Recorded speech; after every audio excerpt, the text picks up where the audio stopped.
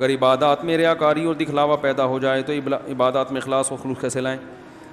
ریاکاری نہیں ہوتی ہے، ریاکاری کا شبہ ہوتا ہے، شیطان وسوسے ڈالتا ہے کہ تیرے اندر دکھلاوا آ گیا ہے تاکہ عبادت میں جان ختم ہو. تو اس کا طریقہ یہ ہے کہ شیطان کو لفٹ نہ کرائیں، کرتے رہیں. جس نماز میں ایسا لگ رہا ہے لوگ دیکھ رہے ہیں تو پڑھیں اور لوگوں کے سامنے.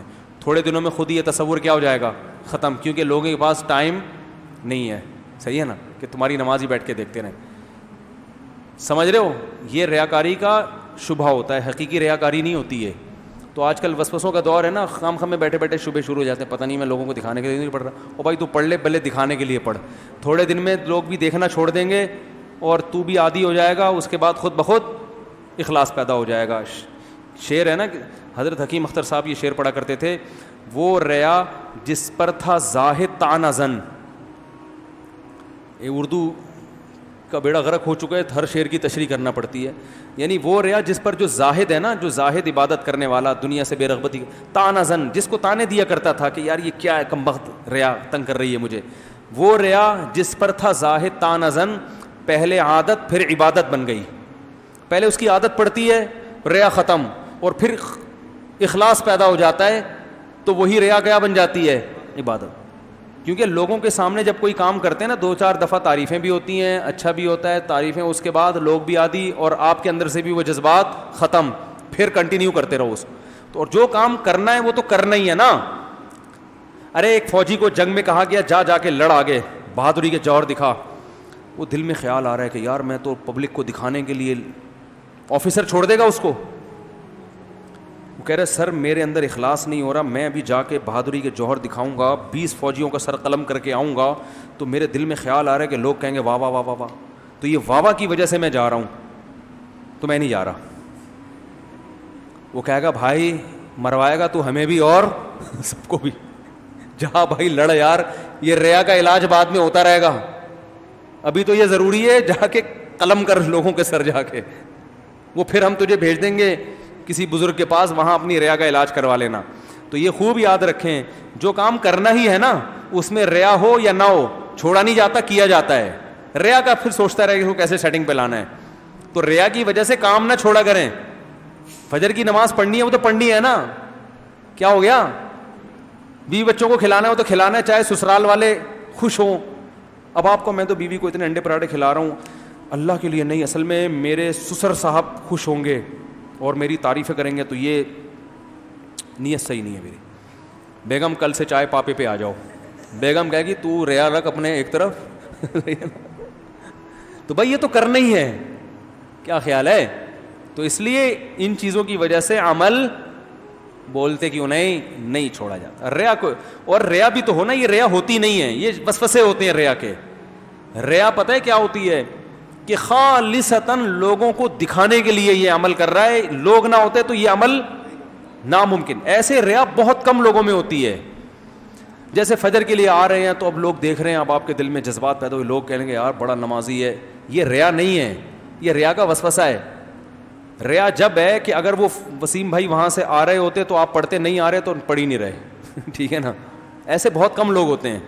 اور دین میں تو اس لیے بھی کم ہوتے ہیں کہ اب دین پہ اتنی کوئی تعریفیں ہوتی نہیں ہے کہ فجر پڑھ کے کیا تیر مار دیا تو نے، بلکہ تانے ملتے ہیں کہ اب بالکل ہی پروفیشنل مولوی بن گیا، فجر بھی پڑھ رہا ہے، یار ظہر پڑھ لیا کرو، ٹھیک ہے، فجر کے لیے اٹھنے کی کیا ضرورت ہے.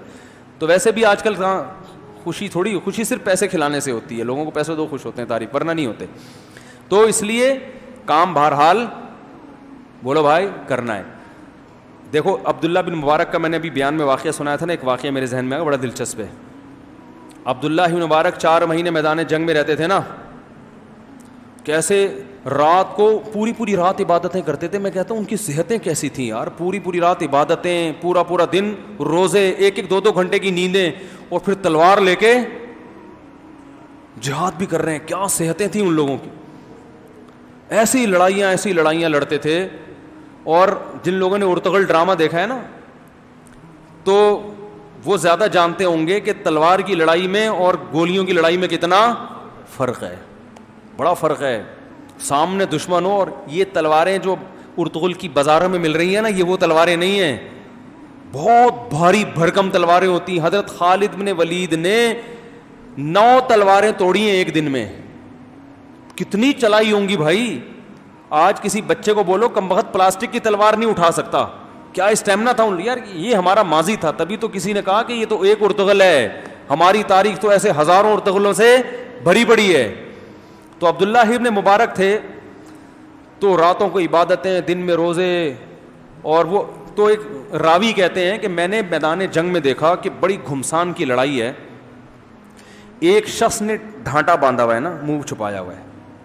اچھا عبداللہ بن مشہور تھے بھی مشہور شخصیت, کیونکہ بڑے محدث تھے, عالم تھے, تو لوگوں میں شہرت بھی تھی, تو ایسے لوگوں کی واہ واہ زیادہ ہوتی ہے نا.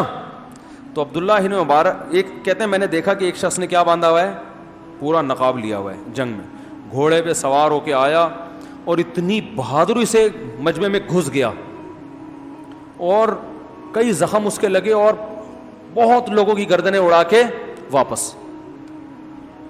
پھر دوبارہ حملہ ہوا تو وہی ڈھاٹے والا شخص, کہنا میں نے کہا یار یہ اتنا بہادر کون ہے اور منہ چھپایا ہوا ہے, ٹھیک ہے نا. کہتے ہیں میں نے کہا میں اس کو دیکھوں گا, تو جا کے میں نے ایسے ڈھاٹا کھینچا تو عبداللہ ابن مبارک تھے, وہ بڑے محدث.